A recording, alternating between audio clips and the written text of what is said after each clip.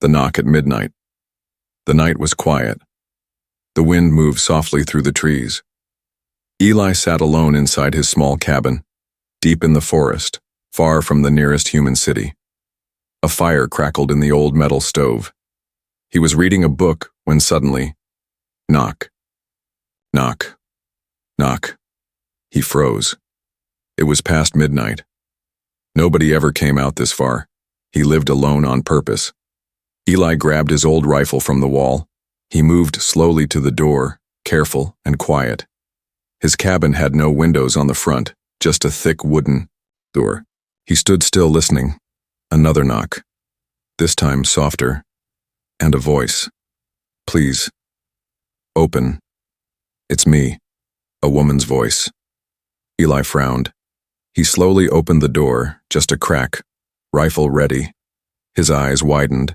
Standing outside, wrapped in a thin, torn cloak, was a tall, alien woman. Behind her, two small alien children stood shivering. The woman had purple eyes and smooth gray-blue skin. Her cheeks were wet with tears, and snowflakes had settled in her dark hair. Zara? Eli whispered. He remembered her. She was from a nearby alien village, one he had once helped defend during a raid years ago. Zara took a step forward and spoke again, her voice soft but clear. I will warm your bed, human. My children need a father. Eli blinked, confused. He lowered his weapon but didn't open the door fully. What are you doing here? At this hour? In this storm? He asked. Zara didn't answer right away. She looked behind her, into the darkness. Her children were barely standing from cold and exhaustion. Finally, she looked at Eli. We have nowhere else to go. Eli opened the door. He couldn't say no, not with the children there. He moved aside. Come in. Zara and the kids stepped inside. Their feet were bare, their clothes soaked. The boy couldn't stop shaking. Eli moved quickly. He pulled out extra blankets, lit another log in the stove, and placed a kettle on for hot water. He handed them warm towels and started drying the children's frozen hands. The girl couldn't stop crying. Zara knelt beside them, wrapping her long arms around both. Thank you, she whispered. Eli sat down across from her. What happened? She didn't answer at first. She just stared into the fire. Eli waited. Finally, she said, They came for us. My husband is dead. They said that we are no longer welcome. Who? Eli asked. My people. There was silence again. Eli looked at her closely. She was shaking, not from cold but from fear. Why would they cast you out? You have children. You've done nothing wrong. Zara met his eyes. Because these are not his children. My husband knew, but the others did not. Now they know. Eli's heart sank. Then whose? Zara didn't reply, but the silence said enough. Eli looked at the children again. He noticed it now. Slightly different eyes. Their ears were shorter than usual for her species. One had a faint scar over his eyebrow, just like one of Eli's old soldier friends. A memory came back. A human soldier from his unit had gone missing during the border patrol 5 years ago. He had stayed behind to protect the villagers during an alien raid. Could it be? Eli swallowed hard. Zara, why come to me? Her voice cracked. Because you saved us once. You are strong and kind. My people fear you, but I do not. I know you will not let them take my children. Then she added softly, and if I must offer my warmth to keep them safe, I will. Eli looked away, troubled. He wasn't a hero. Not anymore. He had come here to disappear. But now, in front of him, were two half-human children, and a desperate mother willing to risk everything for them. The fire flickered between them. The wind howled outside. Eli stood up. You're not offering anything, Zara. You and the kids can stay. You don't owe me anything. Zara's eyes filled. With tears, she bowed her head. Thank you, Eli. The boy finally stopped shaking. The girl had fallen asleep beside the fire. Eli looked at the door.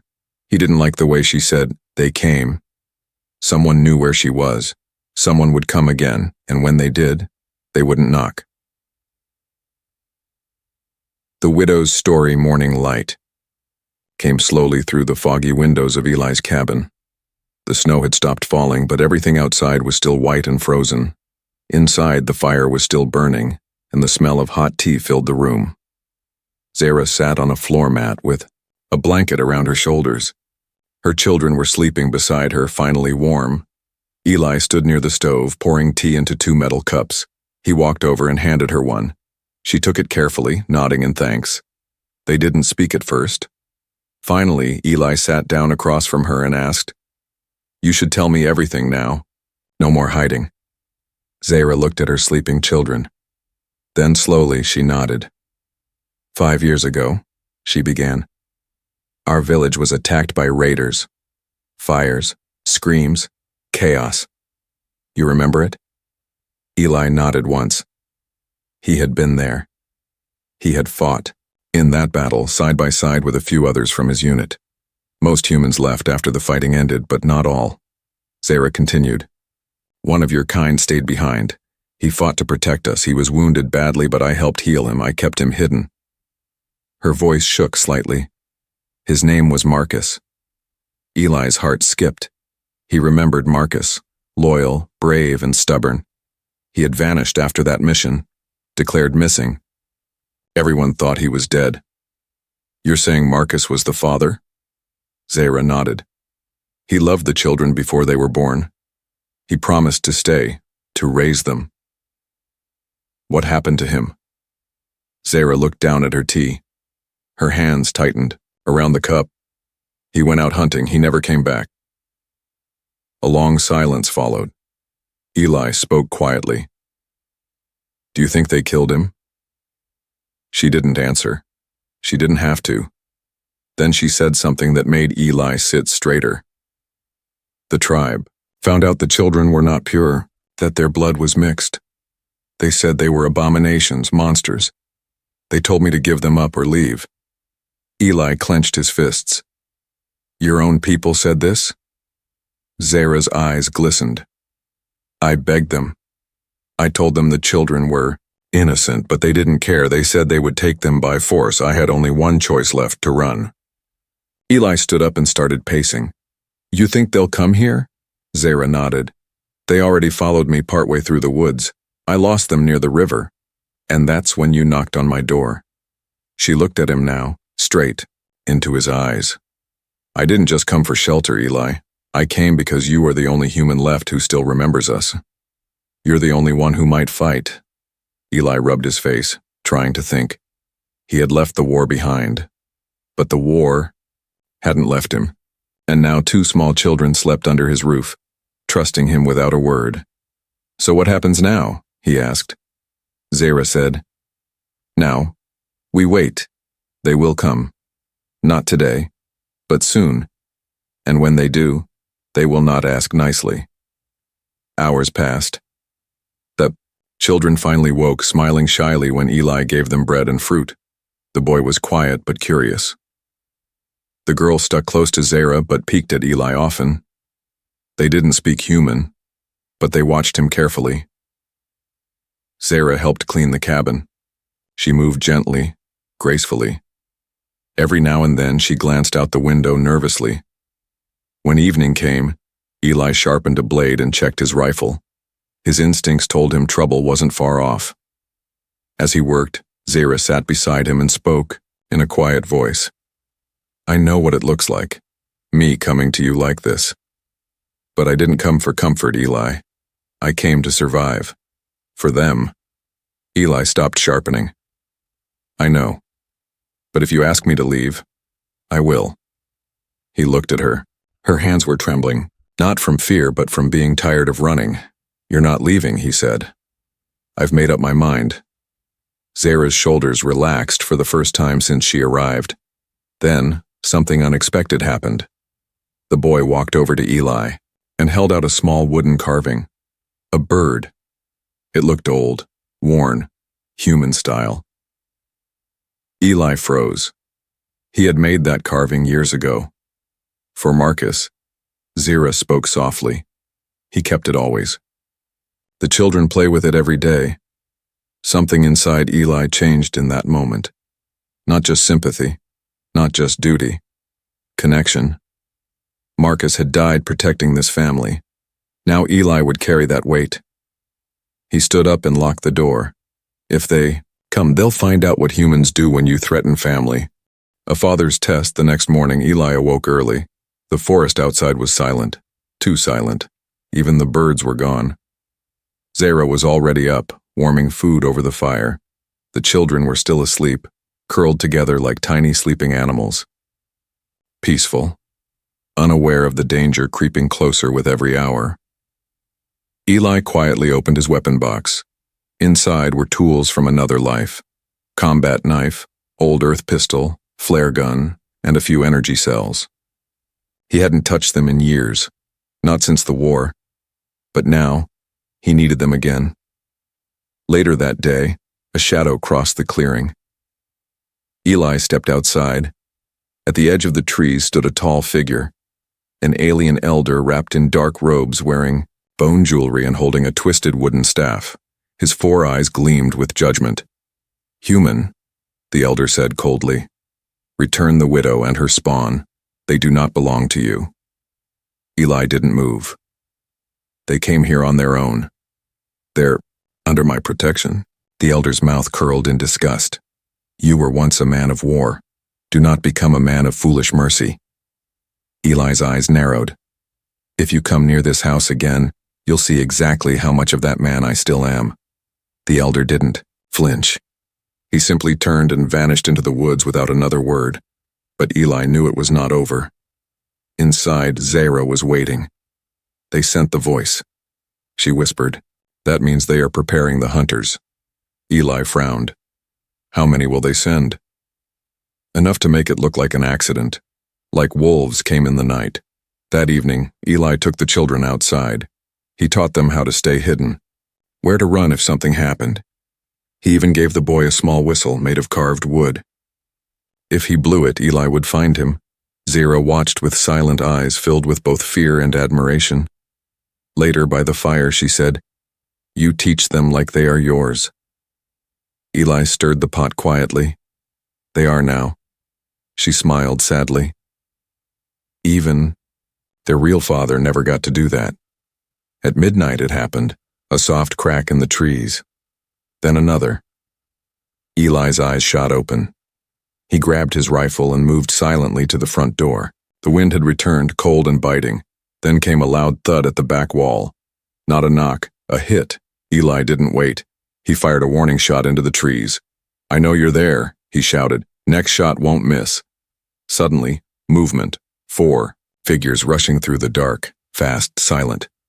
One reached the window and smashed it with a metal claw. Zara screamed. The children cried. Eli roared. Bang! One attacker dropped. The others fled into the trees. Eli chased them partway, firing another blast to scare them off. When he returned, Zara was clutching the children, shaking. Eli checked the downed alien. It wasn't a bandit. He wore tribal paint. One of Zara's own people. The next morning, Eli buried the attacker, not for honor, but to avoid disease. As he dug, Zara stood nearby. "They won't stop," she said quietly. "Not until I'm gone, or dead." Eli placed the shovel down and looked at her. "Then we make them stop." "How?" she asked. He took a deep breath. "By showing them I'm not just a protector. I'm their father now, and no tribe, no law, no elder will change that." Back inside, the boy walked up to Eli. He touched his shoulder, and for the first time he spoke in broken human. Did he?" Eli froze. He slowly knelt and hugged the boy. "Yeah, kid, that's me." Zara covered her mouth, tears filling her eyes. Outside, the wind howled again. The forest knew. Something was changing. A warrior had chosen his family, and a test was coming. The secret of the children. The snow had started to melt, but tension inside Eli's cabin only grew colder. 3 days had passed since the attack. The tribe hadn't returned, but Eli knew they were watching. Every snapped twig in the forest, every shadow under the trees. He could feel them. Zara stayed silent most of the time now. She barely slept. Her children clung to her, sensing the danger even though no one spoke of it. Eli finally said what had been on his mind. They're not just after you, it's the kids they want. Zara didn't answer. She simply stared into the fire. Eli sat across from her, arms crossed. Tell me, the full truth, now. Zara slowly turned her head toward him. Her eyes weren't afraid anymore, they were heavy with something else. Resignation. The children, she began slowly, are not just different because of their blood. Eli leaned forward. Then what is it? Zara stood and walked over to her daughter. She gently pulled back the girl's shirt to reveal her back. Along her spine, glowing, very faintly under the skin, were tiny silver lines. Biotech circuits. But not alien technology. Human tech. Eli's heart dropped. What is that? Marcus didn't just give me children, Zara said. He gave me knowledge. He said these were part of a human experiment. One that had to be hidden. He fused them with human DNA. The children are something new. Enhanced? Zara nodded. Smarter, faster, stronger, but not dangerous. Not unless forced. Eli stepped back, trying to breathe. You mean to tell me your children are hybrid weapons? Zara quickly stepped forward. No, they are just children. But the tribe fears what they might become. They believe the mix of blood, of knowledge, of technology. It will destroy tradition. They believe it is a curse. Eli's hands were shaking. This wasn't just about a widow with kids anymore. This was bigger. Did Marcus tell anyone else? No. He died with the secret. Until now. That night, Eli couldn't sleep. He sat outside, watching the forest with tired eyes and a loaded weapon on his lap. He thought of Marcus. What had his friend done? Had he known what these children might become? Had he planned for Eli to find out? His thoughts were interrupted by soft footsteps. Zara. She sat next to him, her blanket wrapped tight. For a while they said nothing. Then she spoke. I never asked for any of this. I just wanted to live in peace. Eli nodded slowly. Peace doesn't come easy for people like us. She looked at him. You could still send us away. You didn't ask for this either. Eli didn't look at her. His eyes stayed on the trees. I don't run from family. The next day, something strange happened. The boy, Keo, lifted a heavy storage crate that Eli had always struggled with. Not just lifted, it almost looked easy. Then the girl, Luma, solved a complicated radio puzzle Eli had left broken for months. She reconnected the wires in under a minute. Eli stared, stunned. Zara pulled him aside. It's starting, she whispered. They're waking up. Just before sunset, Eli heard distant horns echoing in the valley. Zara's face went pale. Ceremonial horns, she said. They're preparing judgment. What kind? Eli asked. Zara closed her eyes. They want to make an example. They'll come at dawn, Eli nodded. Then they'll find me waiting. Inside the cabin, Eli began preparations. He gave Zara a flare gun and taught her how to use it. He made the children wear warm packs and boots. He loaded every weapon he had and blocked the windows. But one thing still pressed on his mind. Zara, why did Marcus put the tech inside them? She hesitated, then said, he believed that only a new kind of life born from both our worlds could stop the war between us. He believed peace would never come from generals or soldiers, only from children who belonged to both sides. Eli stood there in silence. Everything made sense now. The children weren't just part of Marcus's dream. They were the dream. Later that night, Luma climbed onto Eli's lap and handed him a crumpled old drawing. A family, a cabin, a sun in the corner. Eli asked, "What's this?" Luma pointed at the big figure holding the two small ones. "You," she said. His throat tightened. Zara watched from across the room, eyes shining. Eli hugged the girl tightly. No matter what happened tomorrow, he would not let them be taken. The hunters come. The morning didn't come quietly. The first sound Eli heard was a distant horn, low and deep, vibrating through the trees like a death warning. He was already awake, sitting near the window with his rifle across his lap. His eyes were bloodshot, his hands steady. The sun had not yet risen. But he knew they were coming. Inside the cabin, Zara moved silently. She dressed the children in thick layers. She tied boots carefully. She kissed their foreheads without a word. Her hands were calm, but her eyes were not. Eli stood and stepped out onto the porch. Frost crunched beneath his boots, and then he saw them. 6 figures, marching through the trees. All wore tribal armor, painted bone, animal skin. Some carried blades. Others had plasma spears, old weapons from forgotten wars. Their leader was tall, his skin marked with glowing red ink.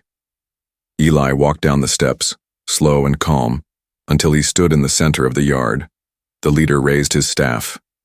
"Give us the children." Eli didn't blink. "No." "Then bleed." The first spear came fast. Eli ducked, rolled, and fired. Bang. One attacker dropped, the rest scattered. Zara screamed from inside the cabin. The children hid under the floorboards where Eli had built, a hidden space just the night before. Another spear flew, shattering the porch rail. Eli fired again, forcing them behind trees. One tried to flank him from the left. Eli spun and smashed the man's jaw with the butt of his rifle. Blood splattered the snow. The tall leader stepped forward now, face calm.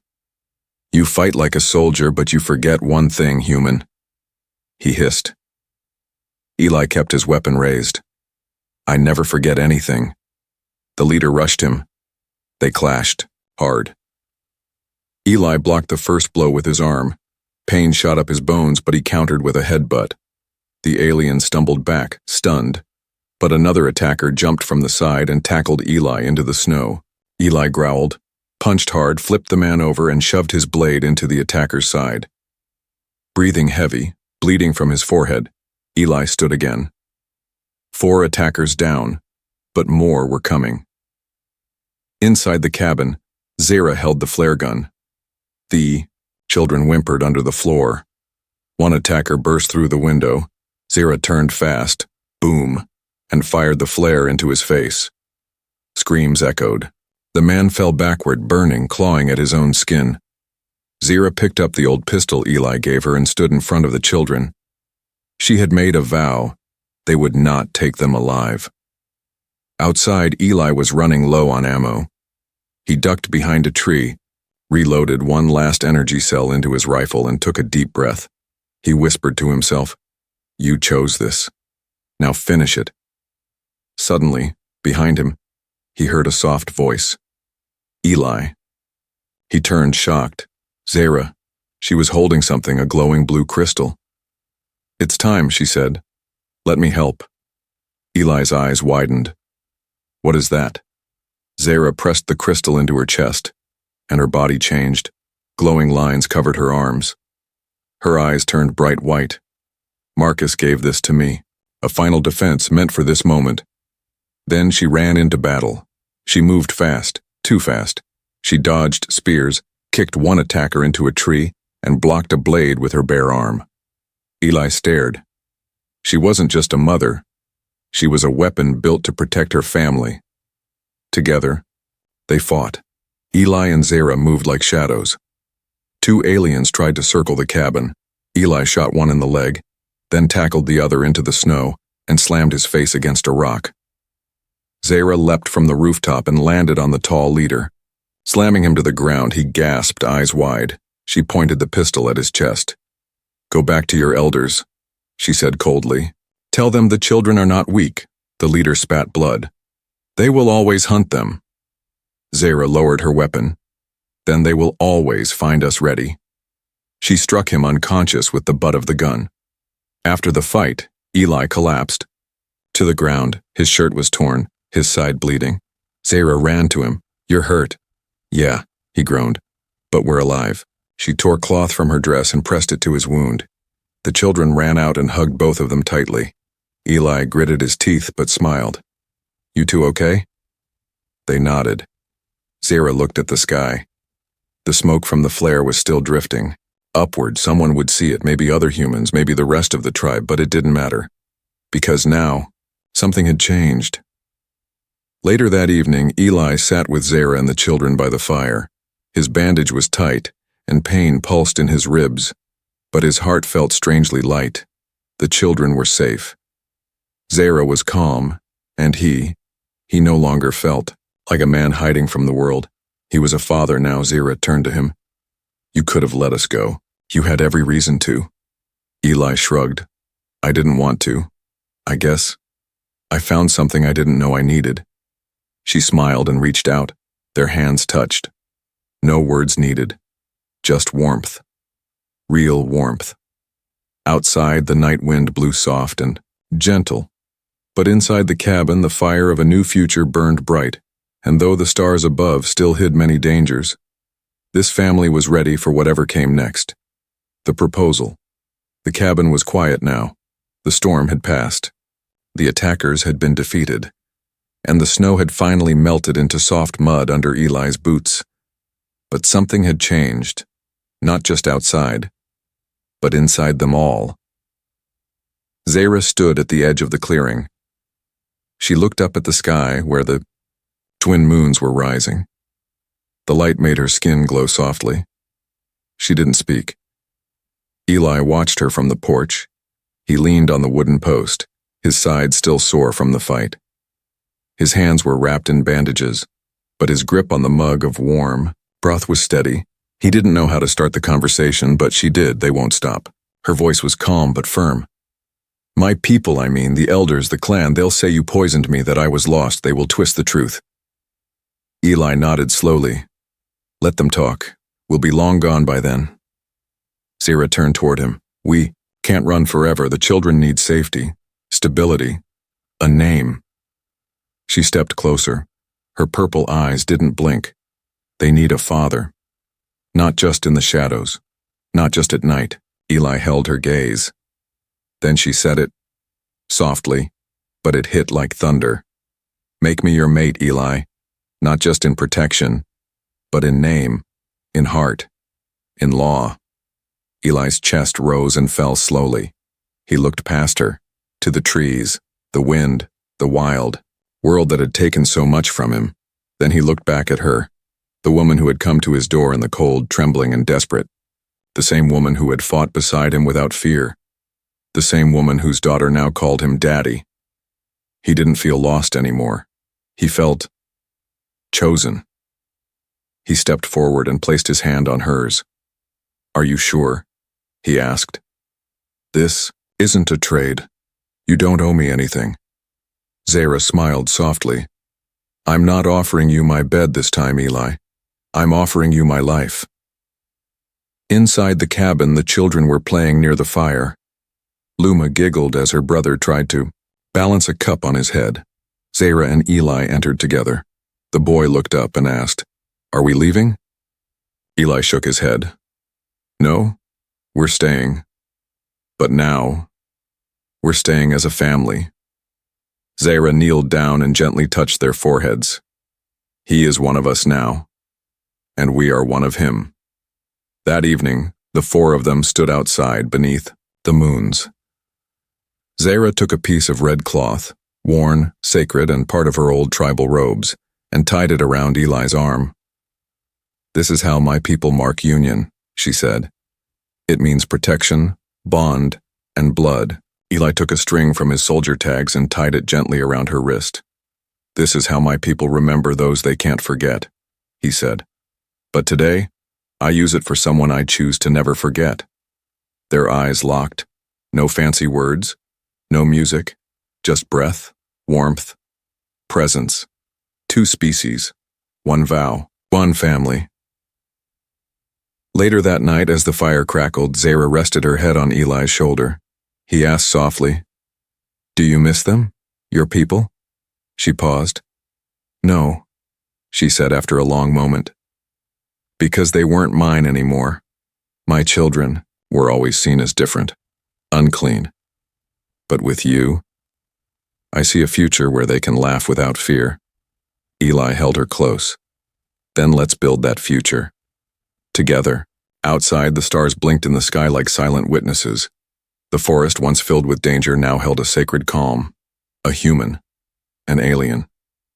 Two children with both in their blood. And a promise that no tribe, no elder, no war could break. A father forged in fire. The forest was quiet again. Too quiet. Eli stood near the tree line, rifle across his chest, boots planted in the soft earth.